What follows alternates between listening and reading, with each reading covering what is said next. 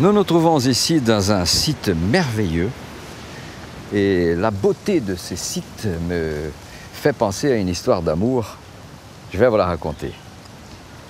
Nous sommes au tout début du XVIIIe siècle et à cette époque-là, il y a eu beaucoup de mariages et même beaucoup plus tard encore, des mariages arrangés. Ce sont les parents qui trouvaient le mari à leur fille, voire l'épouse à son fils.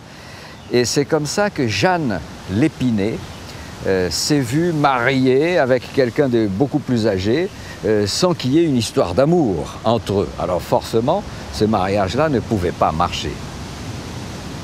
C'était une époque où on avait des grandes propriétés, avec des grandes cours, avec des arbres fruitiers. Et là, il y avait des esclaves qui évoluaient. Et parmi ces esclaves-là, il y en avait un qui avait été affranchi par des bonnes actions, qui s'appelait Jacques Velle. C'était un Indien.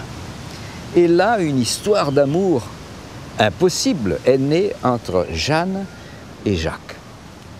Un jour, vous savez, l'amour, parfois, est capable des plus grandes prouesses. Ils ont décidé de prendre une charrette de la propriété et de partir vers une folle journée d'amour. Et c'est comme ça qu'ils ont quitté la région de Saint-Paul et ils sont allés jusqu'à Saint-Denis. Le problème, c'est que le mari est conduit. Lorsqu'il a appris la disparition de son épouse, il s'est méfié déjà d'une éventuelle idylle avec cet esclave affranchi-là. Il a mis la milice, ils ont été pris, un tribunal a été dressé.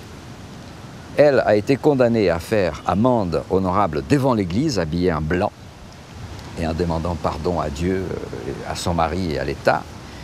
Et le pauvre Jacques a été condamné à se voir imputer 3 de ses orteils. Il a dû se dire, si par le péché d'amour il fallait me couper quelque chose, autant que ce soit des orteils.